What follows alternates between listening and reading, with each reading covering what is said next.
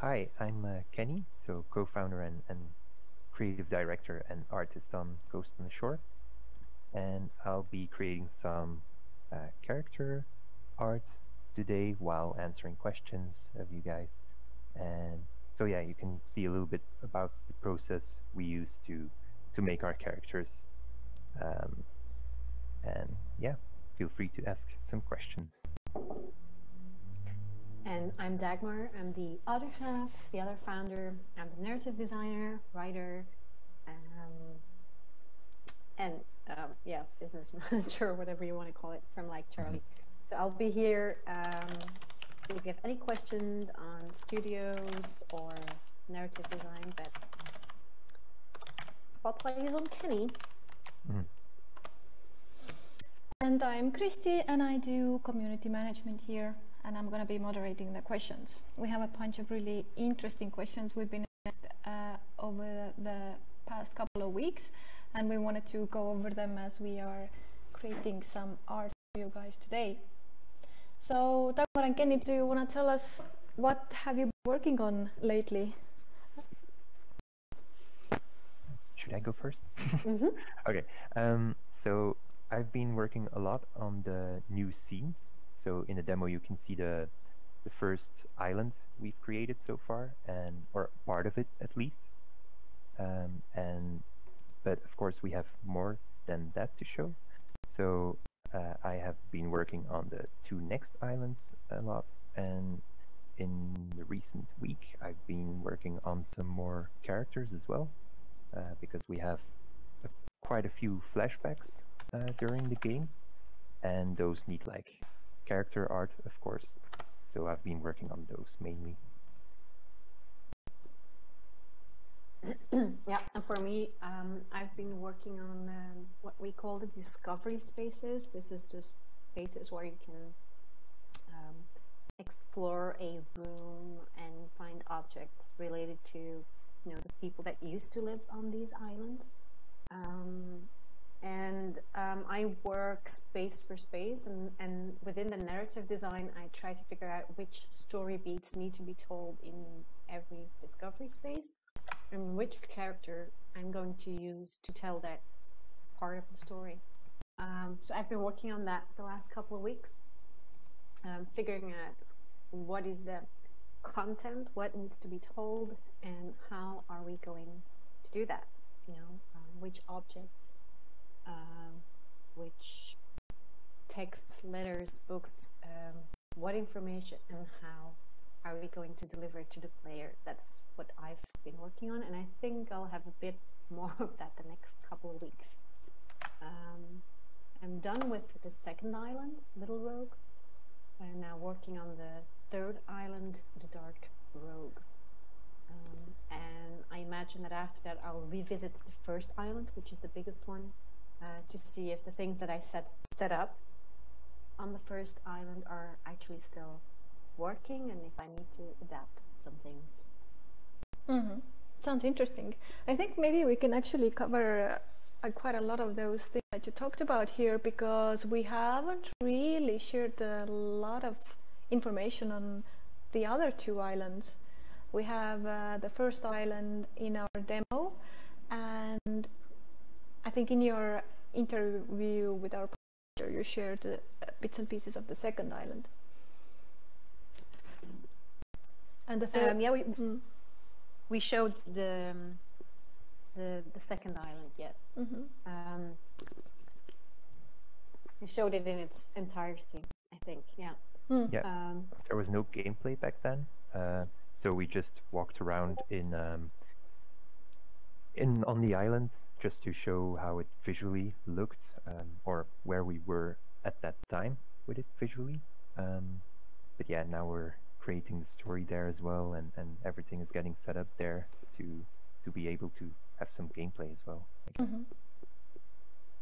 And maybe it's interesting to mention that all three islands kind of have like a different section of the story, so it progresses through the islands. So the final island is going to be the grand finale. Yeah, exactly. It's not entirely the same, but I mean it's three islands, and I kind of like to think of it as three acts. though it's not entirely true because the first island is the biggest one, and the second island is a lot smaller and is almost like a private estate. Mm-hmm. And then the third one, the Dark Road, definitely is the third act. That's where, where it all comes together and the big reveals happen. It is hard to share. I mean, I'm like thinking, chewing on every word that I'm using because we do not want to spoil it. Because that's the hard part about being a narrative story. It's like, telling your viewers what the end of the movie is going to be. So I really don't want to spoil anything of the story.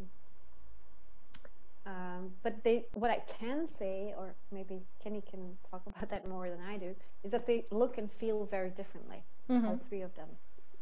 Even with on the first island, the big rogue. I mean, you've mentioned that the demo is part of it, but that's only a small section. Like, it's not like the whole island looks like that. There's every corner that you turn, every new space that you enter is a new piece of the story, is a new character, is a new event, is a new atmosphere, a new discovery, and.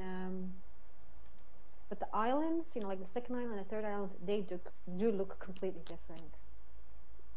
I know, maybe Kenny, you could talk a bit about the inspiration. Yeah. For Sure. So it all starts with the story, of course. So what I try to do when creating the islands visually is making sure that it feels closest to the story as possible, or what the feeling should be when you explore that part of the island. So that's where it all starts. And then, of course, using like different sorts of lighting or different sorts of like coloring does so much on feeling of an island visually. That's an easy thing to use for that part. And we also try to do that with the soundscape we make. Our two sound guys are amazing at like creating different atmospheres with the music as well. So we try to complement like those three pillars as much as possible, so that it all feels like one experience, basically, like one whole experience. Mm-hmm. Yeah. Yeah, there's soundscapes. I mean, sound design, the soundscapes, the music, all of that is so very important. Like yesterday, somebody asked me. He said that the island, he had played a demo, and he said the island started to feel like a character in itself, and and I think that's very true because. There's no humans left on the island, so you explore it. You dig up stories. So it is as if the islands are talking to you, like they want you to find things. They're like eager for you to find, to figure out the stories, the things that happen there. There is a story that needs to be found, that needs to be told, and when there's no characters, you have to look for other ways to tell that story. And of course there's the art and the design, but sound is so very important for us there. Like, it gives you a feeling of that island being alive, expecting you and communicating with you in some way. So yeah, sound design is very important for us. Yeah, that's an interesting thought, that the islands themselves are kind of like a character telling the story, and you've mentioned a lot that this game is in its essence about wanting to be remembered. And because of all the people from the island are gone, there's nobody there, so kind of they are wanting to be remembered, and maybe the island itself wants to be remembered. Yeah, it's like the like you're right. I mean, the theme is about like wanting to be seen, wanting to be remembered, wanting to be loved and feel good enough to be loved. And since memories are such a strong theme, it feels like the island has been holding all these memories, and it just cannot wait to give it, to share it with somebody, to release it. You know, sometimes I feel like the island is about to explode. Like, I just need to tell somebody, and that is a player. Like, share the memories. You know, tell people what actually happened there. Yeah, that's really interesting. I think it's going to be a great experience exploring these islands. So we have a little intro question from Bloody Good Reviews, and then we can start with the characters. So he's asking about what's the expected playthrough time gonna be, and what platforms is it going to come out on? Playthrough time, we're thinking now 3 to 4 hours. And expected platforms, we're going to start with PC, and then we'll see. Or we're still have to check in with our publisher what the exact plans are. But for now, PC. Yeah, because we just a few days ago, I think, signed a publisher deal, and a lot of that is going to be depending on what they feel is right for the game. Yeah, so we're still we still have to figure out those details, but that's for the next couple of weeks, like after Gamescom. So okay, let's take a look at what's Kenny working on. Who's this?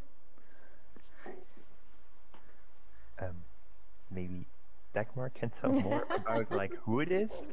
That's like more her field. Yeah, this is Cordelia Crown, and for those who have played the demo, they have met her somewhere. I'm not going to say where, but you have encountered Cordelia Crown in some way in the demo, and this is her.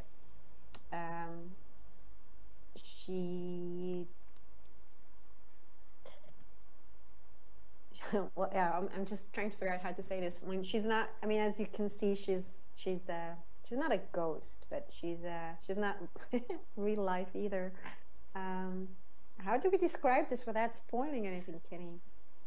Well, in the demo they can encounter like the way we bring these characters on the screen, and it's some kind of, in the demo you don't really know yet what it is, but it's something like Riley can see all of a sudden in the world appearing. She doesn't know where it comes from, and Josh can't really see it at all, so there's that dynamic as well.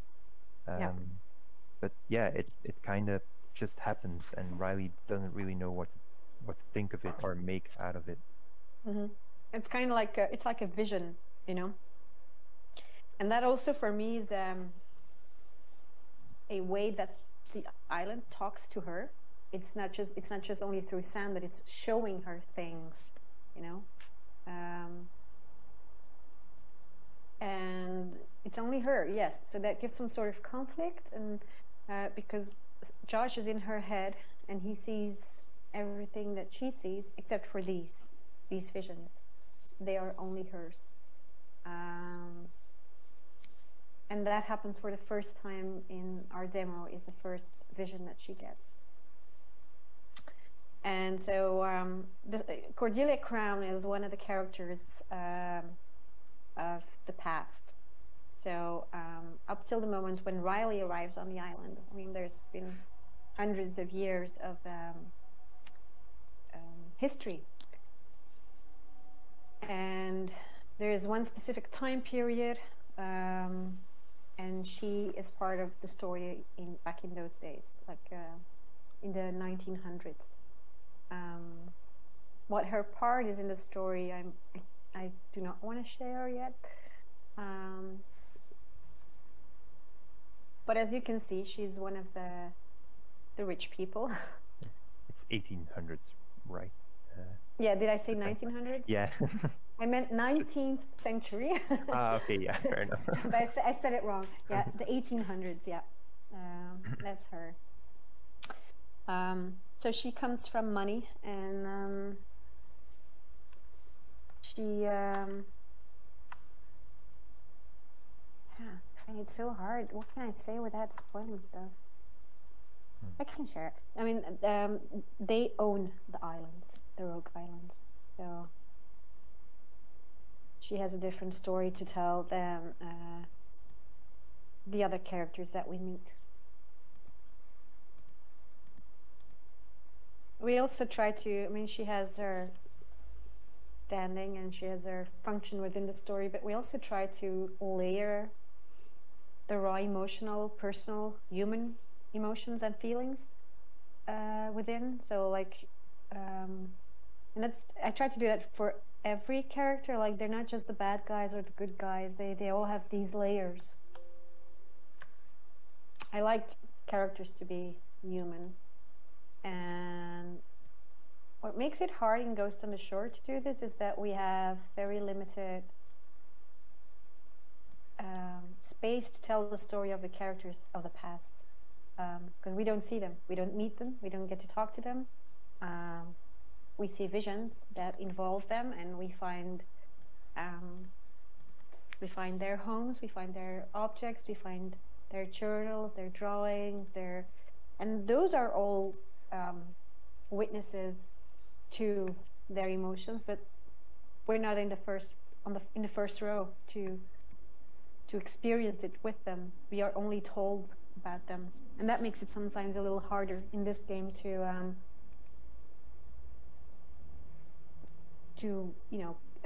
convey the different layers of a character, of a personality. You guys still know what I'm talking about. Yeah. For me, it makes sense, but So Kenny, when you're creating these characters, what do you think is important to make them stand out and give each of them a different personality? yeah, totally. Like, because as you can see when I go look at it in the game, they're like very stylized. So you don't see a lot of features, or like it's mostly like shape and contours, and because you can't really see your face at all, so it's hard to put character into those. So what I try to do is like capture the body type mostly, and of course clothes, like the clothing they're wearing can tell a lot, and making them, because we have like 8 kind of characters, I think around 8 that you visually see in the game at least, and so they need to feel all different enough, because again, like the colors are quite all the same, because it's like a sort of vision style you see. So it's very important that they are differently shaped enough, and that their clothes differ. That, for example, for the men, that they have different kind of facial hair or no facial hair at all. So that's specific to this style, what I'm trying to do to make it clear who you're watching, basically. Of course, voice acting will help a lot in this as well. You'll hear their voices. So it's not only visuals, of course. And and the shape of the clothes also, like because there's no textures or even color. Like we've been going back and forth looking at old pictures, like you see this one, like to find even just the choice of this hat. You know, like which hat do we want? Because we wanted to give her a hat so she would stand out from the others, but which one do you choose? You know, because you're not going to see the flowers and the birds and so you have to sort of like pre-vision or pre-imagine or whatever you call it. Like, what is the contour of it, the shape of it? Was it going to work? Is it not going to work? And then it's the little things. And what I like about working, like Charlie and working with Kenny, is that this is a constant back and forth between art and story. Because Kenny's never going to design anything without just checking in if it makes sense narratively.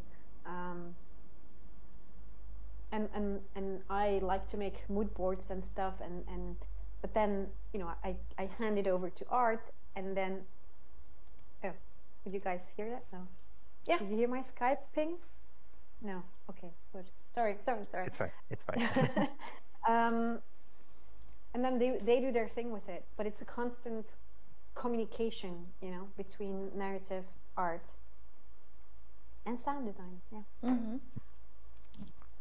And what about the visual style right now? Is it very different from what it used to look like? And if it is, how did you find the final feeling, so to say?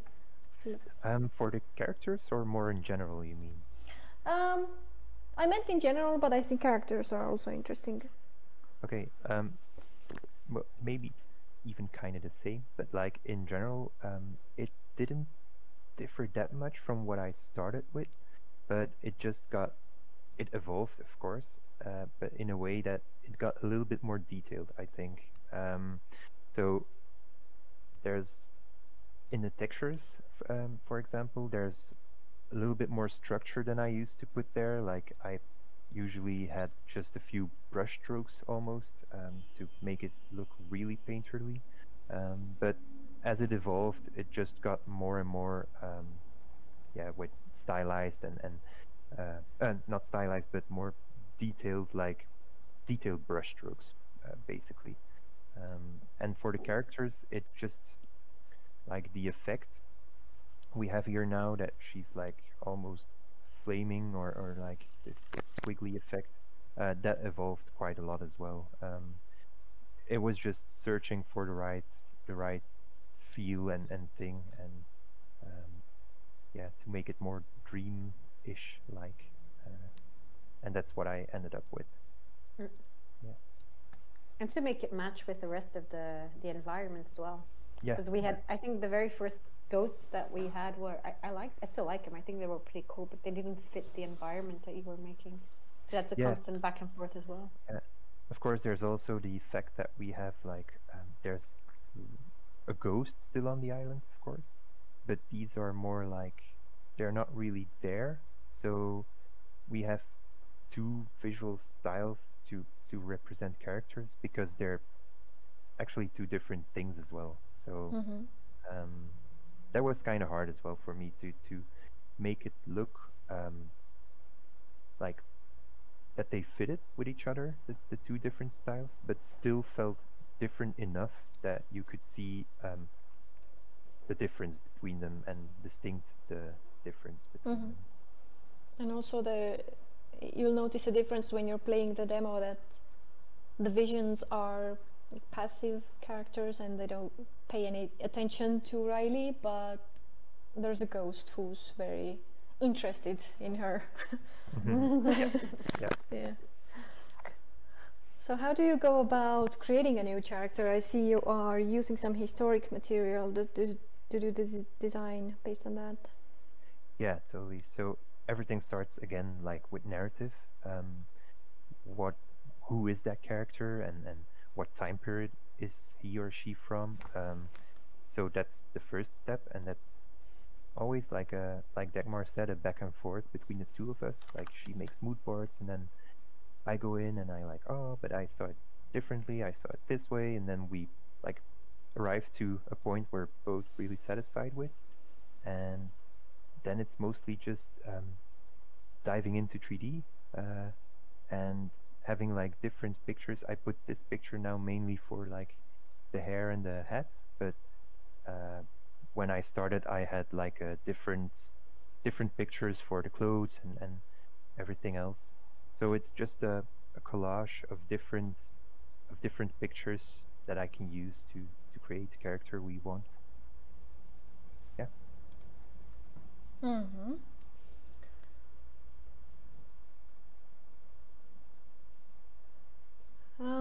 Then we can maybe do a few final questions. We didn't plan to make it too long this time. We had somebody ask previously about classic art, painting and drawings. And do you do mostly digital art, or do you do more the classic art also? Yeah, so it's mostly digital art for me, and specifically like game art, of course. I do a little bit of painting as well digitally. For example, like I made some concepts really early on that I could base myself off, or just get a feel of how the game would look like and feel like. Next to that, I made some quick drawings for like the game as well, but traditionally in charcoal. And we scanned them in and used them as textures for like drawings that characters made. It's always more fun to do it traditionally and then yeah, scan them in instead of trying to fake charcoal digitally. I think you always kind of feel it that it's fake. Mm. And you had yeah, a lot of fun doing it. yeah. That was a lot of fun. Next to it, I don't have a lot of time right now to work on like traditional art, but I would love to get into painting someday. That would be really cool.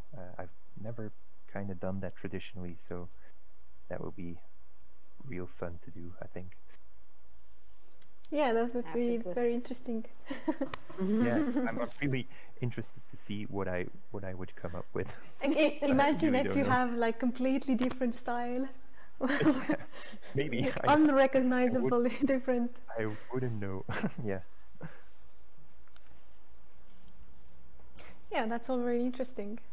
And maybe one of the final things I wanted to mention on was that we have a lot of funny 3D model glitches happening in game development, and some of them we've also shared in our social media. And maybe, do you have any on you right now to show? I would need to change scenes, and I could show like yeah. So I finished the flashback like you see in the demo, Mm-hmm.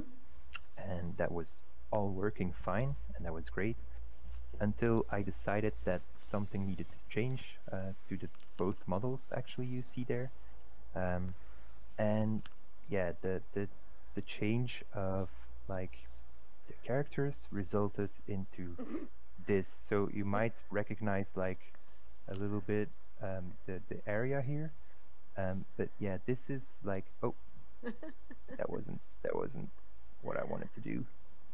But yeah, you can kind of recognize it, but like the little girl isn't feeling too well right now, and she's really head down. And yeah, let's not talk about the grown woman. She's A basket head. yeah. It's a massacre. So that's what it looks like now for me. So yeah, that's some bugs. We still have to fix them, but we're working on it. Yeah. But these things happen, and it's quite funny when they do. Like Yeah. as you said, you think you're gonna go change a little tiny little thing, and then suddenly everyone's laying on the Yeah. ground. It's not always that funny though. Yeah, I posted it on Slack, and everyone was like, "Ha, that's so funny!" And I was crying in a corner because It's not funny. So yeah. Yeah, but I think that's it from us today. We're gonna have another session tomorrow, which starts an hour later, and then we're going to focus on environment design and decorating, and then we can talk some more about the general feel and the story of the islands. Okay. Yeah, but this was really fun. Thank you for being here. Yeah, see you Yeah. next time. See you then. Bye bye. Bye bye.